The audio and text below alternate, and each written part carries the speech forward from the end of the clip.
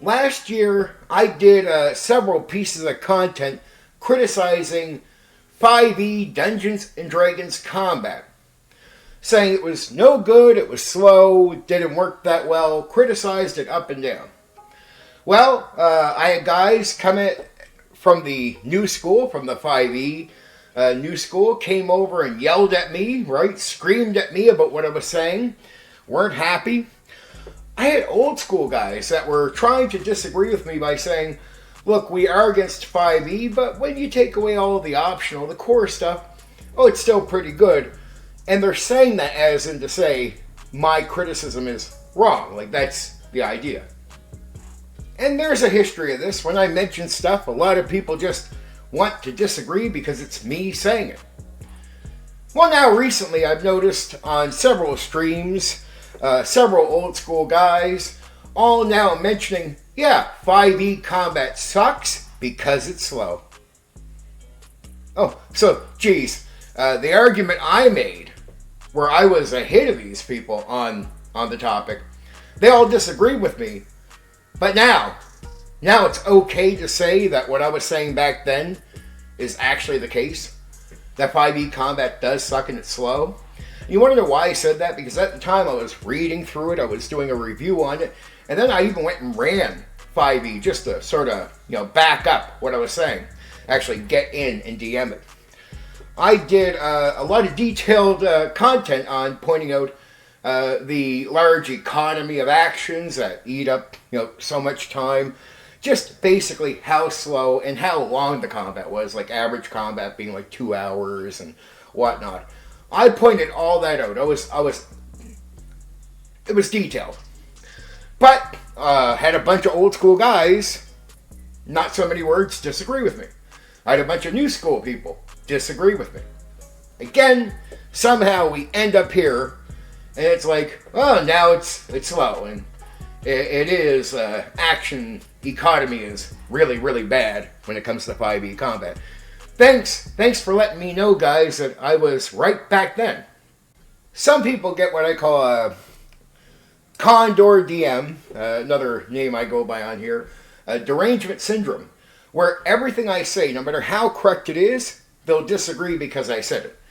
And it's funny because over the years, I've watched people that I would call my haters end up looking stupid because they're trying to attack what's clearly right?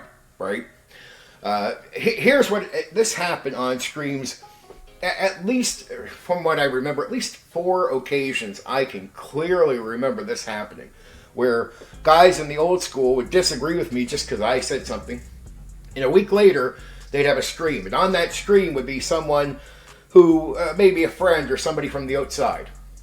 They would bring up the topic around what I was talking about that week, and they're going to disagree with it. The problem is the outsider doesn't know me and doesn't know the qualm or doesn't know the plan. When I say outsider, I mean just somebody who's not in on knowing me, knowing what's going on. So they're there and it gets to that person, and that person makes the same argument that I made. And then the rest of the guys on the panel who were, disagreeing with me suddenly have to eat their fucking words from earlier in the week when they were verbally out loud disagreeing with me, and they got to sit there on the stream, right? like neuter puppy dogs, and they got to put their heads down and nod their heads because the guy's right, just like I was. And that happened 4 times, and it happened exactly the same way. It'd be that week, they'd put out comments disagreeing with me. At the end of the week, they'd have a stream. Somebody who just wasn't in on the mix ends up bringing up, basically saying what I said, and they're sitting there like, yeah, that's right. Though early in the week they told me I was wrong, I was full of shit. But then suddenly on the stream, I'm right. They don't acknowledge that during the stream, that the guy made the same argument. Like, they don't give me any credit anywhere, right? The whole point is to attack. They don't care about being fair. But it was funny watching haters become stupid by me just mentioning something simple like, something as factual as 1 + 1 = 2. But because I say it, I know these idiots are going to run out and try to argue with it. Man. I basically argued against doxing one time, and I had a few old school guys that were actually trying to argue that doxing was good. I call it derangement syndrome because, well, that's a deranged reaction to what I'm doing. I'm only saying opinions about a game, and then a bunch of old guys who just simply disagree with me and don't like me because of my opinions about a game made for kids, they go fucking crazy. They've gone insane for years. But at least I guess they're coming around on this one, right? My criticism of 5e combat was right, even though at the time when I was putting it out, I was hearing from old school guys that I was wrong and 5e people that I'm wrong. But now even the 5e people are like, yeah, okay, it's slow. I'm like, yeah, I know. And my argument for the whole thing was I don't have to argue against 5e for the propaganda and all that. I can just look at the game and tear it apart there. And then when you look at D&D, outside of combat, all the other things you could just do in any tabletop role-playing game. So the only unique thing about D&D is its combat. That's the basis. The classes, all that surrounds the combat. It's all focused on combat. A lot of the experience point systems that, the way the XP system was created was definitely, matching up the combat. Combat's a major piece of the pie, so it's the core of what D&D is. If you get combat wrong, you fuck D&D. Like, it doesn't matter how well you did the trap rolling dice. That's simple. That's easy, right? It's how did you do the combat? And if you got the combat wrong, you fucked the game. And my point was, Wizards of the Coast have not made an advanced Dungeons and Dragons game. They haven't made an evolved Dungeons and Dragons game. They gave you a broken Dungeons and Dragons game. And it was broken in 4E. And the same time was eaten up in 3rd edition as well. That's another criticism I had for that. So yeah, WotC, out of all the D&D editions that it has produced, it's produced 3 broken systems. Now with host rules and a bunch of other things over the years, from 3rd edition to 4th edition, people have made these things spin. Fair enough. But I'm saying initially, out of the box, all 3 editions were broken games. WotC pretty much failed when it comes to Dungeons and Dragons.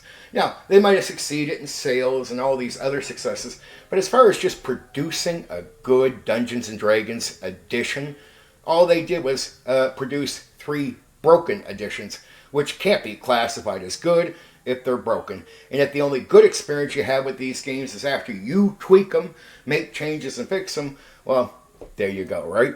That's how that works. That's more on you than trying to offer that credit to the company. So, sorry for being a bit like I told you so, but I mean, I knew that was right. When people were arguing against it, it was like, this is just maddening. This is a bit maddening. We can't even talk honestly because, oops, Steven was the one who told the truth. So we all have to deny. And the people denying me, most of them, were fucking people in their 40s and 50s. So it's like 40 and 50-year-olds in the tabletop role-playing game hobby, because they're fucking deranged because I have opinions they don't like about a game made for kids, they have to fucking take basic truth, honest truth, that all they have to do is examine what I said, and they decide, no, he said it, we're going to be fucking just drooling fucking stupid and pretend that he's not right. Like they did those 4 times on those panels where people from their own circle came in, made the same argument I did, and all these guys, after they said I was wrong, had to fucking put their tails between their legs and their heads up their fucking ass and go, yeah, okay, you're right. Thank you. Okay, there you go. Just wanted to fucking gloat and piss off some old nerds.